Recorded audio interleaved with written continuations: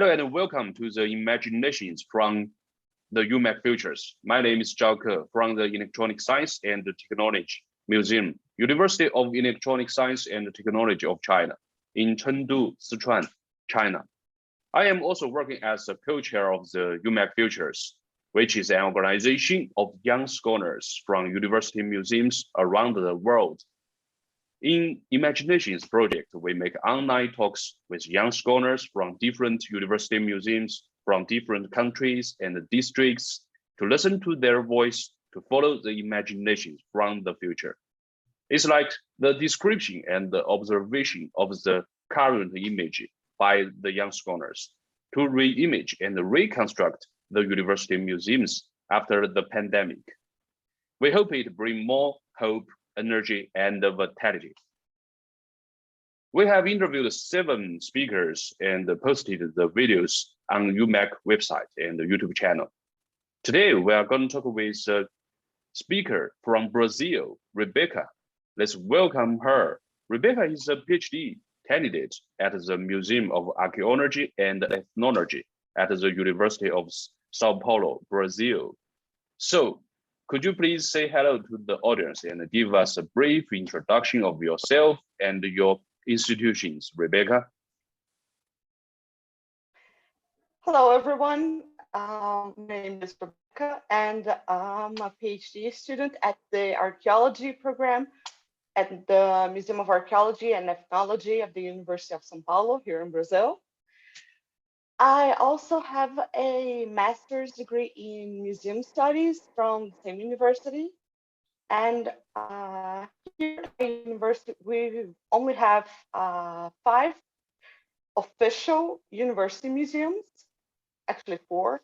But every college here has a different museum. So we have a history museum, we have the Archaeology and Ethnology Museum. We also have a zoology museum and also a contemporary art museum. But every single department has different museums. We have a geology museum, a medicine museum, a physics museum, all kinds of different museums. But they're not officially big museums. I don't know why there is a difference here, but there is. So this museum that I come from, we have 3 main areas. We have the archaeology program. Inside the archaeology program, we have ethnology researches. And also we have the museum studies program, which is a new program. I think it's from 2014. It's quite recent, but we already have a lot of students that have defended their researches and are working in museums all around the world. So this is our program and our museum here in Brazil. We're also taking new challenges, and my PhD professor, she develops different exhibitions for the museum here. So the current one, she worked with different indigenous groups in Brazil, especially in the state of São Paulo, and they developed an exhibition about their history. So yeah, I think that's it. Okay, thank you, Rebeca. We get a little bit more. We'll get a little bit more later, right?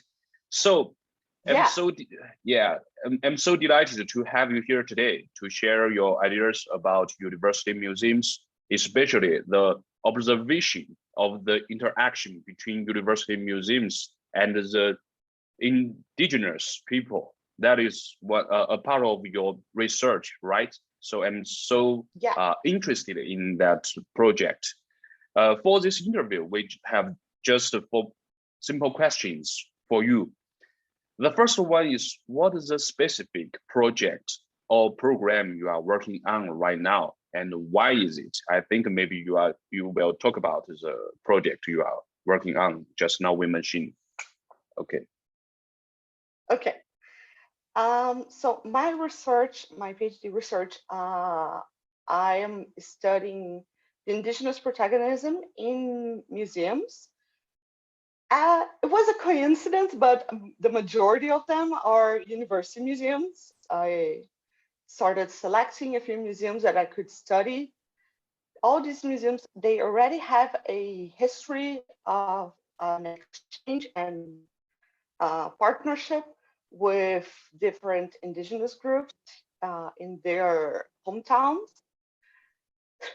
So that was the main criteria for my research, and I selected a few museums that already have this sort of exchange.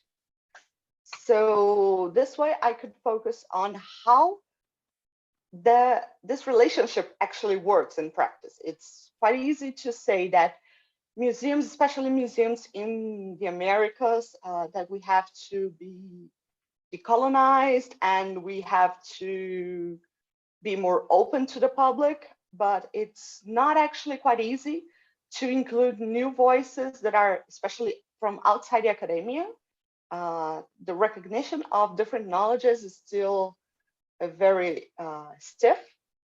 So when we talk about in a room filled with PhD people, that they have to stop and listen to somebody that has not completed, for example, their entire school life, but they have a knowledge from their own culture, and that knowledge can be and should be displayed for others to understand their culture better, that they can actually talk about themselves by themselves. It's quite challenging, and it's very pretty to say it.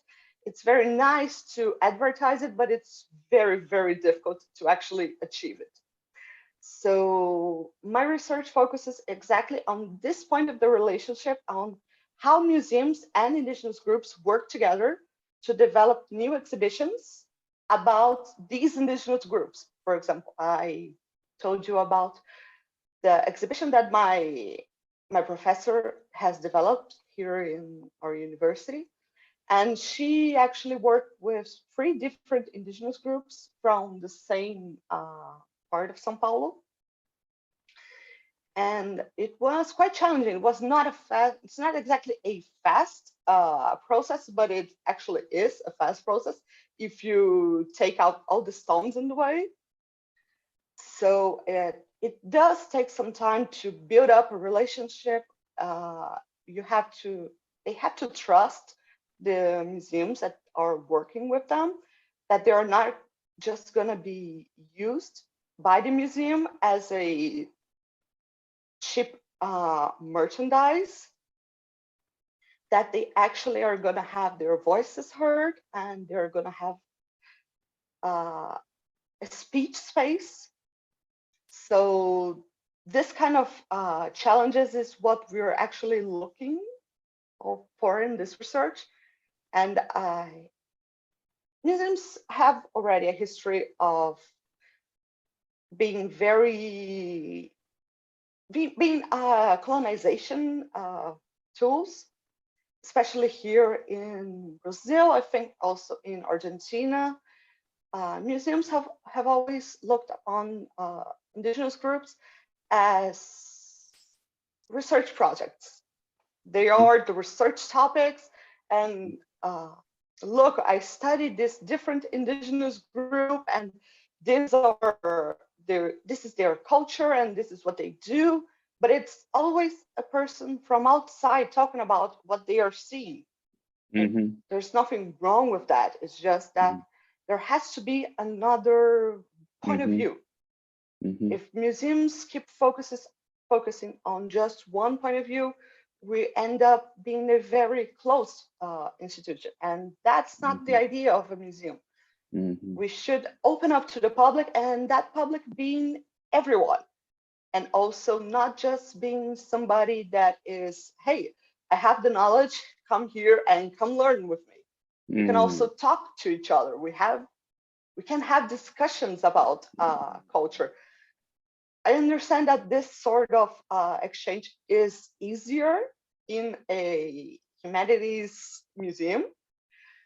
Science and technology museums, I know that's not exactly the easiest thing. but there's also different problems with different types of museums. The museums that I'm focusing on, they are all either history museums or archaeology museums. So they have this space for exchange also with the public. And I have selected the museums that are always, all the museums that I have selected are here in the Americas. That was a logistic selection. The first idea that I had, I would include the Museum Te Papa Tongarewa from New Zealand also. And there they work with the Maori group. That was one intention, but we have the pandemic now, and my research is going through a adaptation phase. Let's see how what the future holds for us. Hopefully I can go back to studying all the museums. For now, I'm settling with museums that have a digital exhibition. And outside the ones that I have already studied for the pandemic. So I studied the National Museum of the American Indian in Washington, D.C. in the United States. I studied the Museum of Anthropology of the University of British Columbia in Canada. I also studied the Museum of La Plata here in Argentina. And also I studied 2 museums in Brazil. I studied the Archaeology and Ethnology Museum of the Federal University of Paraná, and also the Emílio Guilde Museum. That's a museum that focuses on research, but it's not exactly a university museum, but it's connected to the Ministry of Science and Technology here in Brazil. So for my research, I take all these different museums and I study them individually, and I see how the exhibition was made, how the space was organized around the exhibition, what objects do they have, and especially who is the one talking in the exhibition. Does it look like it was a speech from an indigenous group, or does it look like it was a researcher speaking to the public? So we focus on that to see how actually this relationship works. Yeah, I think that's it. After that, we're gonna put all these studies together to create a panorama for potentials and different problems and similar resolutions. So that's my research. Okay, thank you, Rebecca. I think it will be a wonderful PhD dissertation in this field. In my opinion, I think every museum, including university museum, has 2 dimensions, right? Global dimension and the local dimension. When we look forward to the global level, sometimes we always ignore the local level. So I think your research is at a deeper level to think about the university museum. Yes, that's the point, I think. So it's a very interesting research, and I'm looking forward to the process and to the next level of your dissertation. And it also reminds me the project of our project, the Imaginations project. This project is mainly on the purpose of make young scholars heard. So that is also the similar situation, right? Yes. Okay. It's a very great dissertation, great thesis, I think. And you have done I think a lot field research, right? The 5 museums you have access, and how do you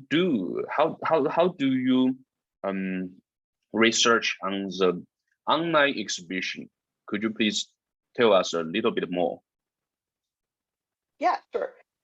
So for the online exhibitions, actually, I have to thank the pandemic for this. Yeah. Due to the museums being closed, many of them started doing different partnerships with technology companies. So I have noticed that a few museums had some sort of partnership with Google. Mm-hmm. And for example, the National Museum of the American Indian in Washington, D.C., and the they culture. had done, yeah, the art yes, and culture, yes, the arts and culture. Yeah. They have done like the exact digital exhibition, the exact physical exhibition. I know that because I had an internship at the Washington Museum in 2017.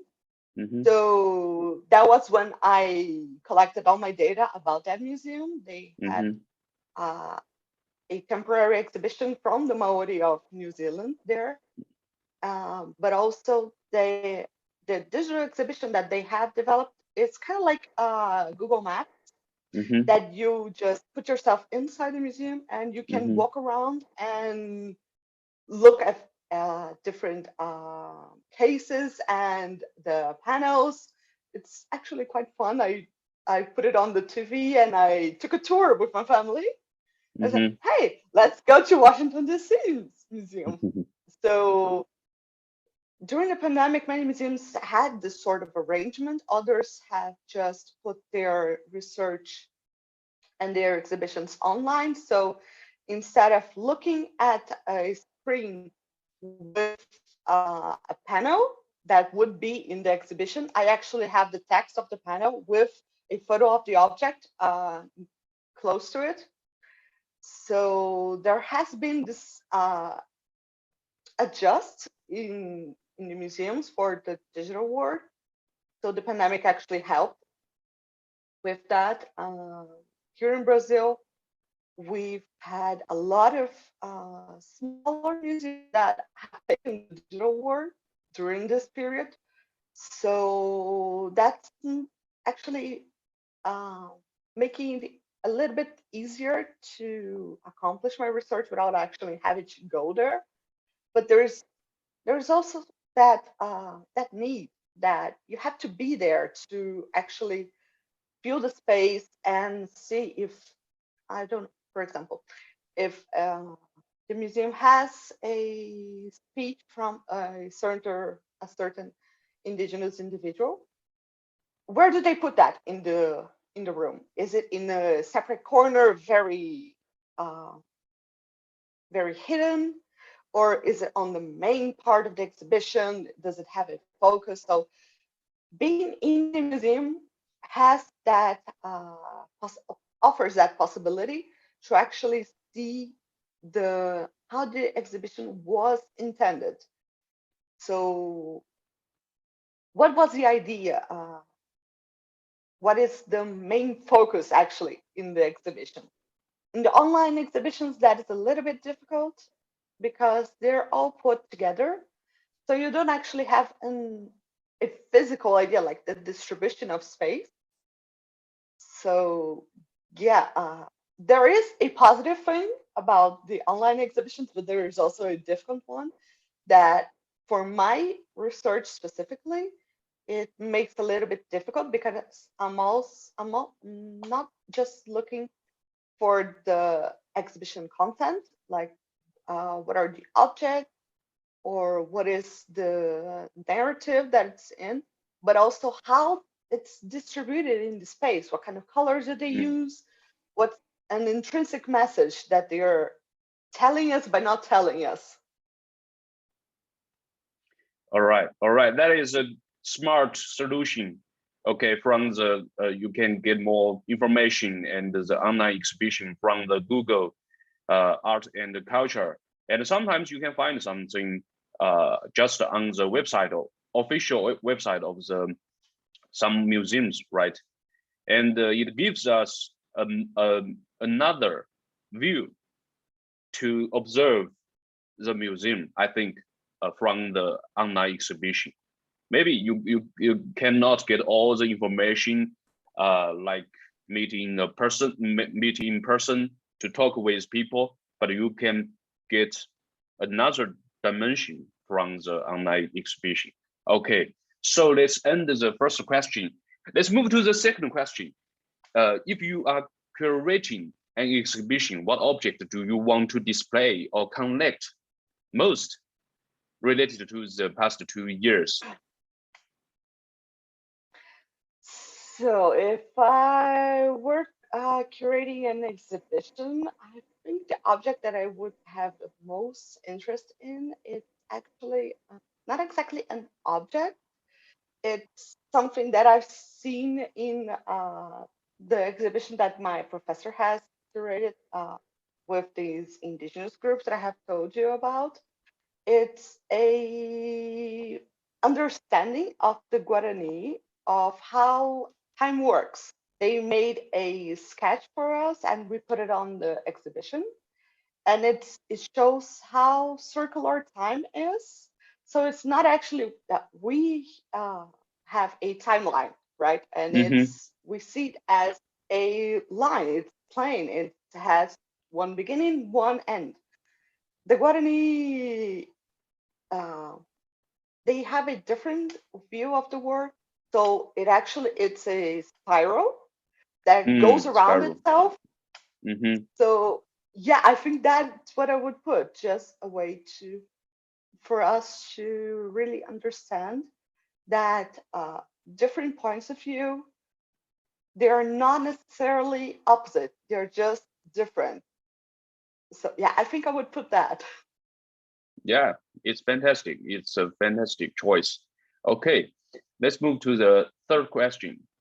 When the COVID-19 is completely gone, that is I think that is a hope we all think about, right? What are you going to do most related to university museums? Oh, what I'm gonna do? I'm gonna continue my research. Finally going to the museums. Yeah.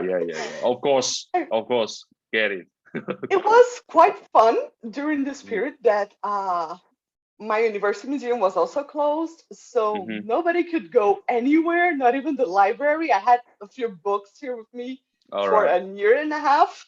That is a lot of money. There were perks to it, and I did, thanks to Google Arts and Culture and different tools online, I was able to visit museums that I just could not in a different, like going there would be quite difficult. And because we have all the time differences and you have to actually travel and that costs a lot of money. But during this period, I was able to check on museums from all around the world. And that was actually really interesting because museums have opened themselves to different publics, since we could not have physical presential publics here. Museums had opened themselves for everybody in the world. So that has made them more accessible than ever. So that was actually really interesting. But finally going to the museums that I'm studying, I have not been to the Argentinian museum yet, and the Canadian museum. But I also have to go to a museum in the north of Brazil, the Emílio Guilde Museum. It's in the same country, but it's actually like 6 hours of plane, so it's very, very far. Okay. So yeah, that's what I'm looking for. I go into the museums. Yeah. In the 7 speakers who have been interviewed by us, most of them are looking forward to this kind of thing, to visit the real museum and to going into the museum in person. So yes, and for you, it's mostly it's more challenging because that is your PhD dissertation, right? That is not only a work to do, that is your dissertation. So you have to solve the problem. And I think it's already in 2022. So I believe we will get to a better situation soon. Yes, and ICOM has announced the annual conference, not annual conference, a big conference will be organized in Prague, right?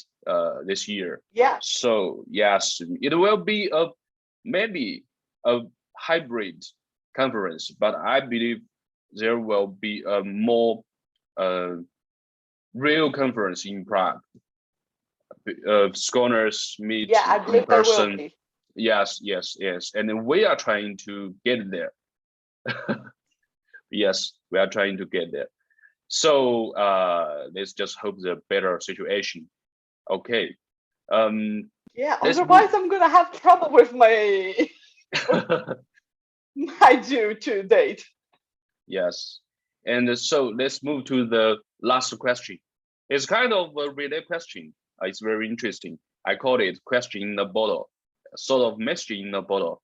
Flow from another country to this country, and from another university museum to your university museum. And yes, as you mentioned just now, you have not been the university museum in Argentina, right? Right. Yes. The second speaker we interviewed is a young scholar from La Plata University. So yes, Yes, I saw her video. I was like, oh, this is so cool. She works there. yeah. The physics museum is they have great connection in their museum, and they researched on it. They taught the students, do the online activities, and invite the students and the citizens to their museum, and they did a lot and very good. The question this time is not from Argentina, it's from Senegal. The question from the last speaker, Mohamado Mustafa DA from the Theodore Monod Museum of African Art, Senegal. He asked the question everyone in university museum is thinking about. It's how can we make our museum more accessible?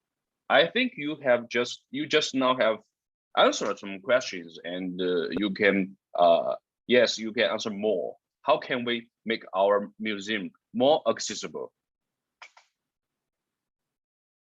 So first, yeah, I think being in the digital world actually helps museums a lot in the accessibility criteria. But for example, here in Brazil, we have a question that it's not everybody has access to internet.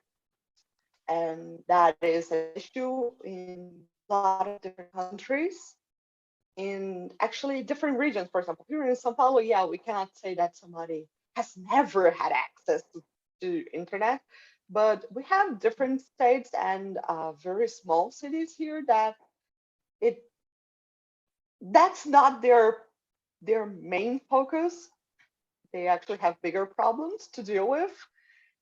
So being accessible in a digital world is necessary, but we also have to think about how can we reach these publics physically. So there are a couple of museums here in Brazil that also have a very nice strategy for this.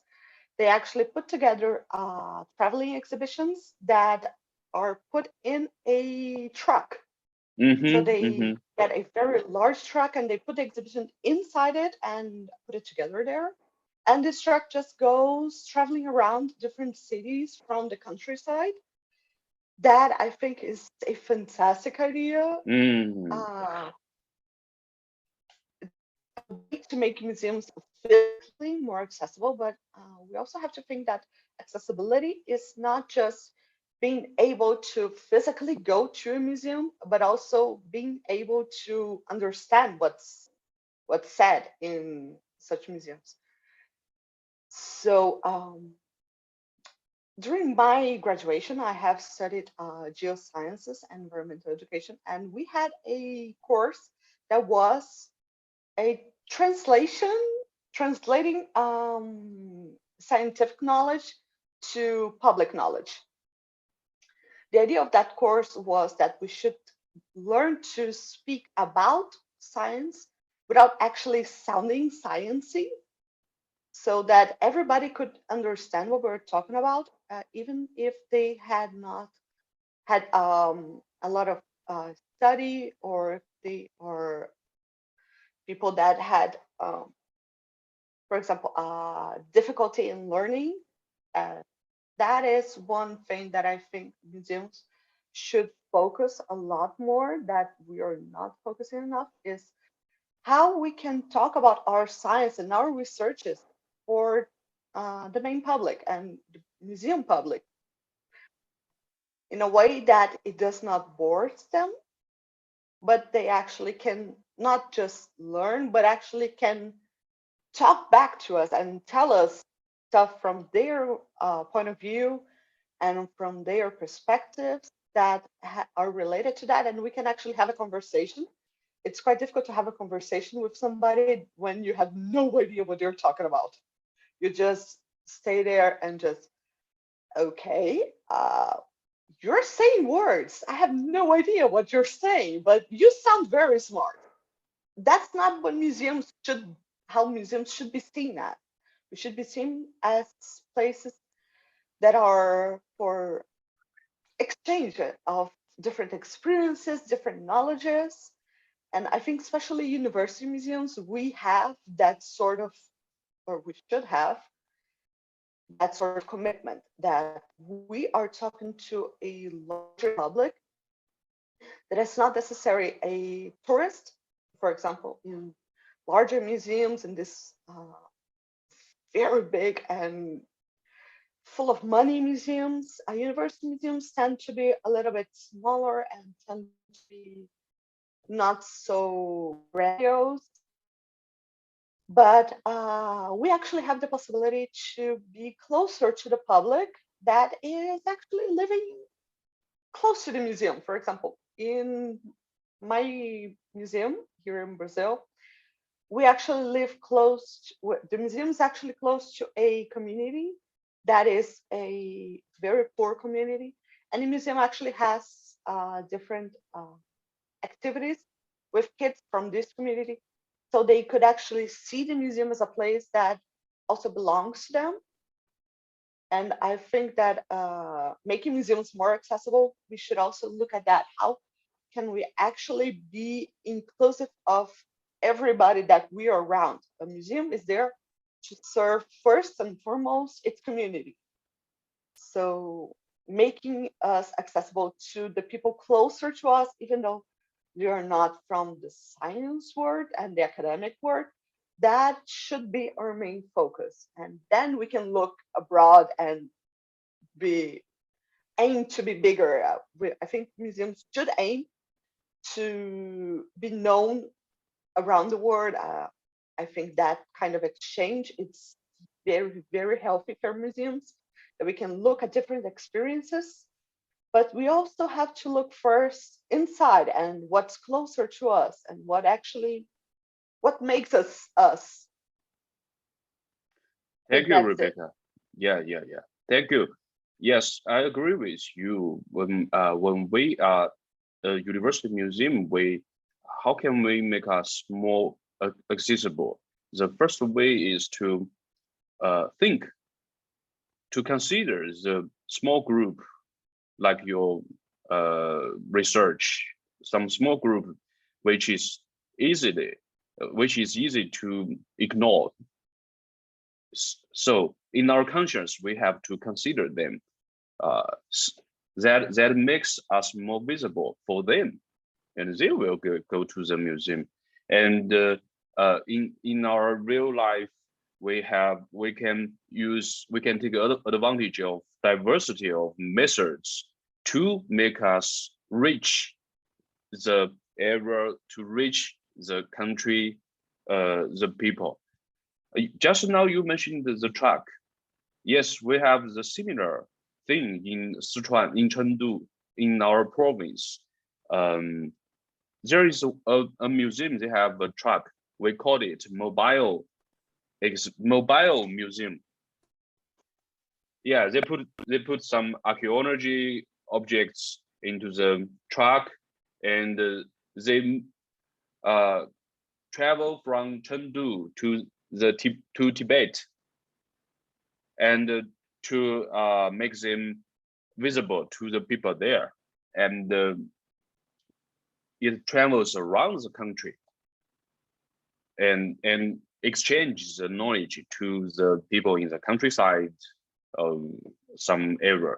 So it is a good way, and online exhibition or digital thing, it's another way. So I agree with you, one side and another one. Yes, thank you. And that is last question, and you have to ask one question to the next speaker.